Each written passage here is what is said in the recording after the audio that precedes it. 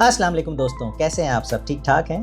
दोस्तों, कभी आपने सोचा है कि हमारा कमरा जितना बिखरा होता है, हमारी चीज़ें जितनी बिखरी हुई होती हैं, हमारा दिमाग भी उतना ही बिखरा हुआ होता है। मैंने तो एक दिन सोचा कि शायद मुझे आइडियाज़ नहीं आ रहे क्योंकि मेरे मौज़े और किताबें आपस में कोई फ्री वाईफाई से कनेक्ट हैं, बिखरे हुए जो इतने पड़े हुए थे। देखें, हम सब की ज़िंदगी में एक दौर आता है जहाँ हम समझते हैं कि नई चीज़ों का मतलब नई खुशियाँ, यानी कि नया फ़ोन आया, वाह वाह ज़िंदगी बदल गई। नए शूज़, अब तो मैं मॉडल बन गया। नया सोफ़ा, अब मेहमान मुझे अमीर समझेंगे। लेकिन कुछ ही दिन बाद वो फ़ोन, वो जूता, वो नया सोफ़ा बस आम से लगने लगते हैं और हम फिर किसी नई चीज़ की तलाश में कुछ नया ढूंढने निकल जाते हैं। ओ भाई, ये खुशी नहीं है, ये तो अमेज़न की कोई रिटर्न पॉलिसी लग रही है। आप जापान के एक बंदे की कहानी सुने दोस्तों। इस बंदे का नाम था फोमियो सासाकी। बंदा आम सा था, लेकिन उसके घर में इतना सामान था कि शायद उसके कपड़ों ने भी अपनी एक यूनियन बना ली थी। अब मसला ये था कि हर चीज़ के साथ इमोशंस कनेक्ट थे कि ये पुरानी शर्ट, ओहो ये तो मैंने कॉलेज में पहली बार पहनी थी। ये पुराना मग, इसमें तो मैंने पहली बार कॉफ़ी चखी थी। फिर एक दिन उसे एहसास हुआ कि वो चीज़ों को ओन नहीं कर रहा, चीज़ें उसे ओन कर रही हैं। तो फिर क्या हुआ?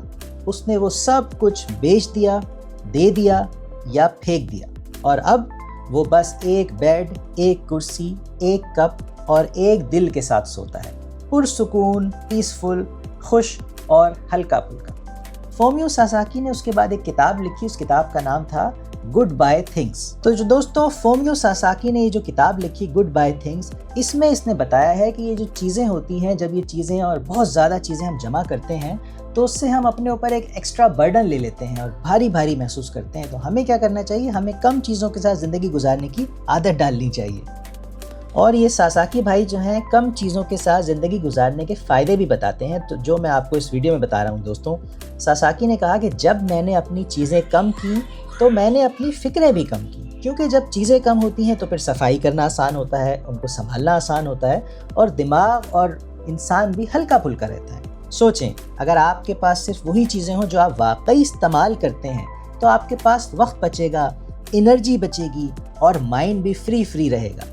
वरना हर सुबह यही फैसला करते करते आधा दिन निकल जाता है कि यार आज कौन सी शर्ट पहनूं, हालांकि आखिर में पहननी वही पुरानी वाली होती है। क्या ख्याल है आपका? अब दोस्तों, असल बात आती है, हम खुश क्यों नहीं रहते और हम ये नई चीज़ों के पीछे क्यों भागते हैं कि हमें लगता है कि हमें उससे खुशी मिलेगी। असल वजह यह है कि हम असल में कंपेयर करते रहते हैं कि भाई इसके पास नया फ़ोन है, उसके पास नई गाड़ी है, उसके पास कनाडा का वीज़ा है। सासाकी कहता है कि जब आपके पास कम चीज़ें होती हैं तो आप दूसरों से कंपैरिजन करना बंद कर देते हैं। आप कम चीज़ों के साथ खुश होना सीख लेते हैं, तो फिर किसी दूसरे के पास ज़्यादा चीज़ों से आपको जलन नहीं होती, जेलसी नहीं होती कि भाई तुम्हारे पास आईफोन है, आईफोन 16 है, वाह, लेकिन मेरे पास सुकून 101 है, कभी ट्राई करो। दोस्तों, सच ये है कि खुशी चीज़ों में नहीं, उसकी कदर में छुपी हुई होती है। जब आपके पास कम चीज़ें होती हैं, आप उनकी कदर ज़्यादा करते हैं, उन्हें दिल से इस्तेमाल करते हैं और फिर हर दिन के लिए शुक्र अदा करते हैं। सासाकी का कहना है, यादें चीज़ों में नहीं होती हैं, जो मेमोरीज़ होती हैं वो चीज़ों में नहीं होती, वो हमारे दिल में होती हैं। तो अगर आपको कोई पुराना कपड़ा या चीज़, अगर आप उसको छोड़ रहे हैं तो याद रखें, आप सिर्फ जगह खाली कर रहे हैं ताकि नई खुशी अंदर आ सके। आप असल में किसी पुरानी चीज़ को जब आप छोड़ रहे होते हैं तो असल में आप उसकी याद नहीं खो रहे होते, आप उस जगह को खाली कर रहे होते हैं किसी नई खुशी को एंट्री करने के लिए। क्या ख्याल है आपको? तो दोस्तों, सासाकी ने भी यही किया कि जब उसने अपना इतना भरा हुआ घर जब उसने खाली कर दिया, चीज़ों को दे दिया, निकाल दिया, तो उसका कहना है कि जब उसका घर खाली हुआ तो उसका दिमाग भी साफ़ होने लगा। अब वो ज़्यादा फोकस्ड, पुरसुकून और क्रिएटिव हो गया। और ये बात हम सब के लिए सच है दोस्तों, क्योंकि अगर जब चीज़ें कम होंगी तो उलझनें भी कम होंगी, उलझनें कम होंगी तो फोकस ज़्यादा होगा, और जब फोकस ज़्यादा होगा तो आप उस काम के ऊपर ज़्यादा अच्छे से कर सकेंगे अपना काम, जिसमें आपको कामयाबी मिलेगी, जो आपको तरक्की देगा। तो दोस्तों, ज़िंदगी का सॉफ्टवेयर तब भी स्मूथ चलता है जब आप ये जो बैकग्राउंड ऐप्स हैं इसको बंद कर दें। हम सब आजकल के दौर में थोड़ा सा डिजिटल होर्डर्स बन के रह गए। होर्डर्स क्या होते हैं? जो चीज़ें जमा करने वाला जो होता है ना, होर्डिंग करना।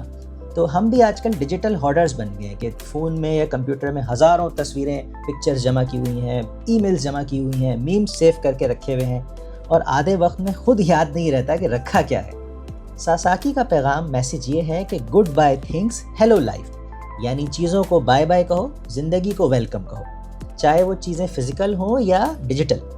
पुरानी यादें, बुरी आदतें या फालतू कंपैरिजन, ये सब छोड़ दो। वैसे भी दोस्तों, ये सादगी या ये जो मिनिमलिज्म है, सादगी है, ये कोई गरीबी नहीं है दोस्तों। ये एक ताकत है, ये एक पावर है, एक शऊरी, एक कॉन्शियस फैसला है कि मैं सिर्फ वही चीज़ रखूँगा जो मेरी ज़िंदगी को बेहतर बनाए, ना कि बोझ हो। और शायद खुशी ये नहीं कि आपके पास कितना है, बल्कि ये है कि आप कितना छोड़ सकते हैं। कम चीज़ें रखें दोस्तों, इसीलिए कम चीज़ें रखें ताकि दिमाग में नए आइडियाज़ की जगह बन सके, वरना अगली बार आप इंस्पिरेशन ढूंढने जाएंगे तो वो भी आपको लॉन्ड्री में मिलेगी। तो दोस्तों, सासाकी का मैसेज बहुत सिंपल है और ये हम सब के ऊपर लागू होता है। आजकल हम सब अपने आसपास बहुत चीज़ों को जमा करने वाले बन गए हैं। बहुत सी चीज़ें हमने अपने आसपास अपने पास जमा की हुई होती हैं और उसके साथ कुछ इमोशनल अटैचमेंट होती है, या कुछ चीज़ें बस ऐसी पड़ी हुई होती हैं हमारे पास, और हम सोचते ही रह जाते हैं कि हाँ यार, मैं कल इसको क्लियर करूँगा, परसों उसको क्लियर करूँगा, और वो कल परसों कभी नहीं आती। और वो चीज़ें इतनी सारा हमारे पास, हमारे आसपास जो इतना क्लटर होता है, वो हमारे माइंड पे भी उसका बोझ रहता है, और हम उस बोझ की वजह से वो काम नहीं कर पाते जो हम करना चाहते हैं, और हम उन्हीं चीज़ों को संभालने में ही हमारी लाइफ शायद आधी निकल जाती है। क्या ख्याल है आपका? आपके साथ ऐसा होता है कि नहीं होता? तो दोस्तों, ये जो सासाकी का मैसेज है और जो उनकी किताब है गुड बाय थिंग्स, ये हमें सिखाती है कि जब हम चीज़ों को छोड़ते हैं तो हम असल में ख़ुद को ढूंढना शुरू कर देते हैं। फिर हम अपना वक्त उस काम पर लगाते हैं जो काम हमें असल में करना होता है, और वो काम जो हमें ज़िंदगी में आगे ले जाने वाला बनता है, और वो काम जो हमें ज़िंदगी में तरक्की दिलाता है, ग्रोथ दिलाता है, सक्सेस दिलाता है।